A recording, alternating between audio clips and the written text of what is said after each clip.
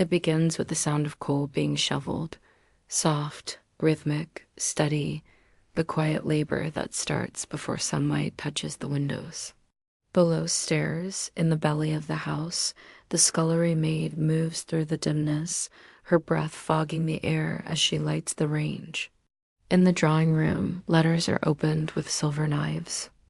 Upstairs, luncheon is laid out with care slices of cold tongue, beetroot salad, watercress sandwiches, crystal glasses filled with weak sherry. Conversation hovers politely over nothing. The daughter asks about a garden party next week. The son scoffs at suffragettes. The mother pretends not to hear. The food is rich, the portions small. Conversation is studied. Laughter comes only in bursts, like thunder.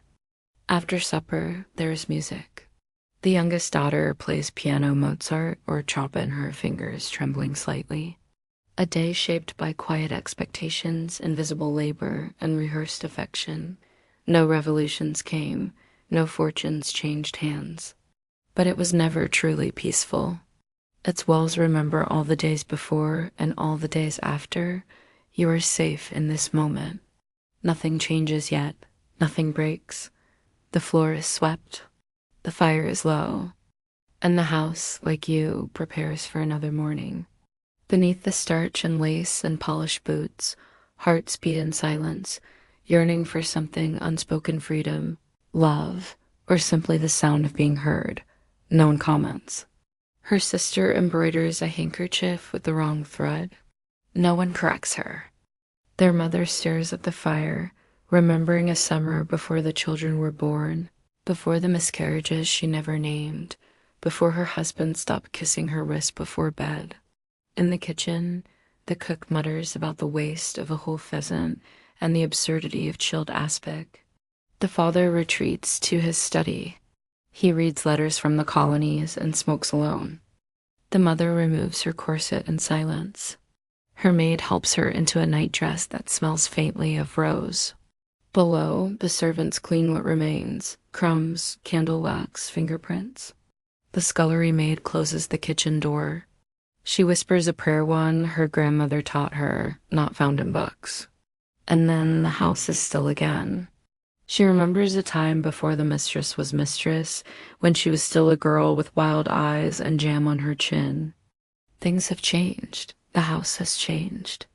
But no one says so. The gardener brings in a single rose, bloomed late. He leaves it without a word in the hallway. No one notices it until supper. It wilts quickly in the warmth of the gaslight. One is from a cousin recently engaged. Another bears news of a distant war. Neither is met with much reaction. Their penmanship is judged harshly by the governess, who smells of lavender water and sternness. The boy escapes to the stables. He smokes when he thinks no one is watching. The horses recognize him by scent. He likes them more than his tutor. In the attic, the laundrywoman hangs shirts to dry. Her hands are red and cracked, her back bent from years of labor. She once held a child in those hands. Now she holds damp collars, stiff with starch. Her room is small, near the eaves, where the wind sings through the slats at night. She dreams of the sea, but has never seen it. On the desk sits a photograph of the Queen, watching with glass eyes. Her reign has ended, but her presence lingers. The Edwardian era carries her ghost like a scent lavender and dust. Time here is measured in gestures, not hours. The staff move like shadows through hallways. A footman polishes the stair rail with a cloth that has been passed down like a relic. He thinks of his mother in Yorkshire, the way she used to hum while shelling peas. He does not hum. There is no room for song in this silence. The stone floor is cold beneath her solace. Above her, the rest of the house still sleeps, but not for long. The Edwardian day begins long before clocks chime and footsteps echo on oak floors. Upstairs, the house is still a world of polished mahogany, stiff linen, and morning frost etched against glass panes. On the second floor, behind a door with brass lettering that reads Master, the eldest son stirs beneath a wool blanket. The fire in his grate was lit by someone else hours before he opened his eyes. His slippers are warmed, his clothes laid out in precise order, drawers, vest, shirt, tie, cufflinks, trousers, braces, jacket. A system, a ritual. He blinks slowly, as if unsure whether the morning deserves him. The servant who laid the fire never saw his face. Below, the butler has already received the day's deliveries: milk in glass bottles, bread wrapped in wax paper, a folded note from the fishmonger confirming the arrival of haddock. The cook is preparing kedgeree and eggs, her apron smudged with flour, her hands quick and practiced. The house breathes through these early motions, each gesture rehearsed and invisible. Upstairs, the lady of the house emerges from her chamber, her corset laced by her maid, her hair pinned into the style dictated by last month's issue of the Lady's Realm. She does not speak of pain. Though her ribs ache, it is impolite to speak of such things. Pain, like emotion, is tucked beneath satin and posture.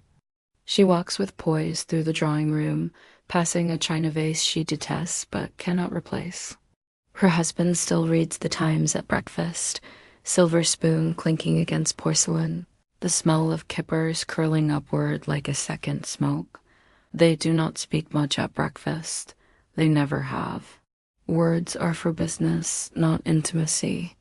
The children, 2 girls and a boy, are summoned by the nanny, scrubbed and brushed, starch collars high against their chins. They speak in rehearsed pleasantries, nod to their parents, and return to the nursery. The boy will soon go off to school. The girls are instructed in piano, posture, and patience. In another world, they might have learned Latin, medicine, mathematics. Here, they learn silence. They learn how to sip tea without slurping, how to walk without creasing their skirts, how to smile without showing teeth. The day outside is gray and still. A carriage passes. The clop of hooves is absorbed by the fog. In the servants' hall, lunch is bread and stew eaten quickly, bones scraped clean. Afternoon descends like velvet. The girls write letters on cream stationery. Evening arrives in ceremony. Supper is at 7, with bells and gloves and polished boots. The women descend in gowns. The men offer arms. The clock strikes 10. The lamps are lowered. The children are sent upstairs. The fire is banked. This was a day in an Edwardian household. Not grand, not tragic, simply lived. And as you drift now into sleep, let the clatter of dishes fade. Let the bells stop ringing. Let the gaslights dim. The house breathes slower.